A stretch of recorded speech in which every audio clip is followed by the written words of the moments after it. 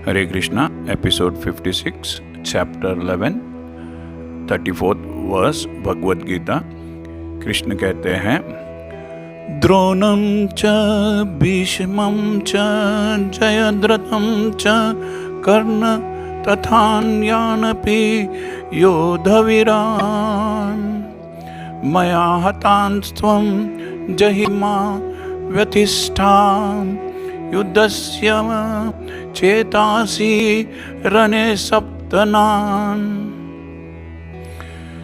कृष्णा अर्जुन से कहते हैं कि विपक्ष में, ओपोनेंट्स में लड़ने वाले गुरु द्रोणाचार्य, पितामह भीष्म, जयद्रथ, कर्ण और अन्य महान योद्धा पहले ही मेरे द्वारा मारे जा चुके हैं। अतः अर्जुन, तुम उनका वध करो, उन्हें मारो और तनिक भी, थोड़ा भी विचलित, थोड़ा भी डिस्ट्रैक्ट मत हो जाओ। तुम केवल युद्ध करो। युद्ध में तुम अपने शत्रुओं को परास्त करोगे, हरा दोगे।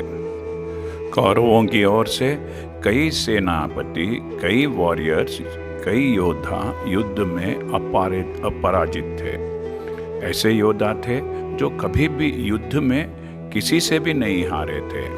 जयद्रथ नाम का एक योद्धा भी था, उसमें एक वॉरियर था जिसको वरदान प्राप्त था कि जिसने भी उसके सिर को जमीन पर गिराया उसका अपना सिर तुरंत टुकड़ों में फट जाएगा। कर्ण के पास भी इंद्र देवता द्वारा दिया गया एक विशेष हथियार था, एक स्पेशल वेपन था जिसे इंद्र देवता ने उसे दिया था, जिससे वह किसी का भी वध कर सकता था, किसी को भी मार सकता था। लेकिन उस शस्त्र की एक विशेषता थी कि वह केवल एक ही बार इस्तेमाल किया जा सकता था, और इसलिए कर्ण ने अर्जुन को मारने के लिए उसे रख छोड़ा था, मतलब साइड में रखा था कि जब अर्जुन से वो युद्ध करेगा तो इस शस्त्र को इस्तेमाल करेगा, यूज करेगा और अर्जुन को मार देगा। गुरु द्रोणाचार्य, जिन्होंने सभी पांडवों को युद्ध की शिक्षा दी थी, वे भी सभी शास्त्रों को जानते थे। उनके पास भी सभी शास्त्रों का, सभी वेपन्स का नॉलेज था। पितामह भीष्म को भी एक वरदान प्राप्त था कि वह तभी मरेंगे जब वे मरना चाहेंगे। आप सोचिए कितने महान योद्धा थे कौरवों के पक्ष में, जिनके पास कई वरदान प्राप्त थे, कई वेपन्स थे, कई हथियार थे। लेकिन बावजूद इसके भी अगर भगवान कृष्ण ने उन्हें युद्ध में मारने की कामना की, मारने का सोच लिया है, तो उन्हें कोई भी नहीं बचा सकता है। एक कहावत के अनुसार, यदि भगवान आपके खिलाफ, आपके अगेंस्ट होने का फैसला करते हैं, तो भी आप यदि एक बहुत ही घने जंगल में, एक बहुत ही डेंस फॉरेस्ट में रह सकते हैं, लेकिन आपको आग जलाने के लिए लकड़ी नहीं मिलेगी। वैसे ही यदि आप नदी के किनारे पे भी बैठे हैं तो आपको पीने के लिए पानी नहीं मिलेगा। और अगर आप धन के देवता, the God of wealth, Kuber के घर में भी रहेंगे तो भी आपके पास खाने के लिए पैसा नहीं होगा।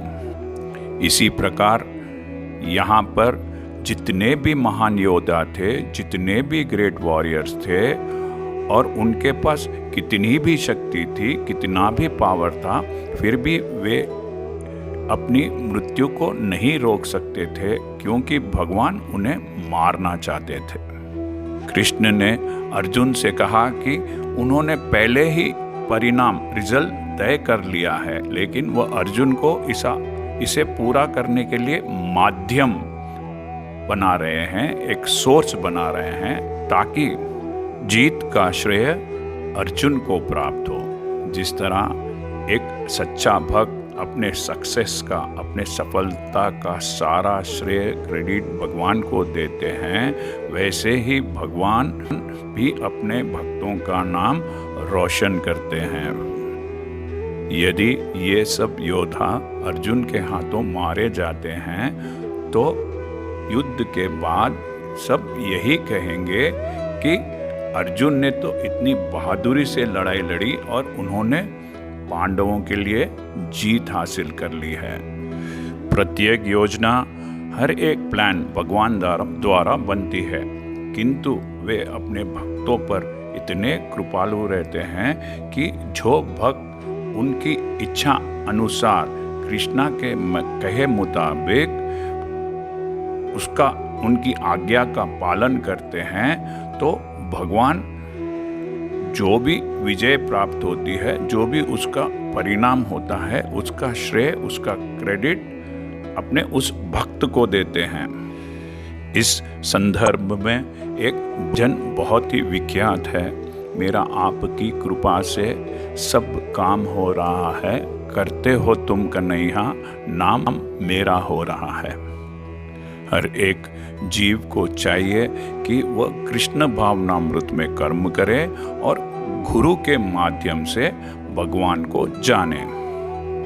कृष्ण की योजनाएं उन्हीं की कृपा से समझी जा सकती है, उनकी ही दया से समझी जा सकती है, और भक्तों की योजनाएं भी उन्हीं की योजनाएं हैं। मनुष्य को चाहिए कि ऐसे योजनाओं का अनुसरण करे, ऐसे प्लान्स को फॉलो करे और जीवन संघर्ष, द स्ट्रगल ऑफ एक्सिस्टेंट में विजयी बने, जीत हासिल करे। हरे कृष्णा। यदि आपको यह चैनल पसंद आया है तो सब्सक्राइब दबाकर सब्सक्राइब कीजिए। हरे कृष्णा। Thank you.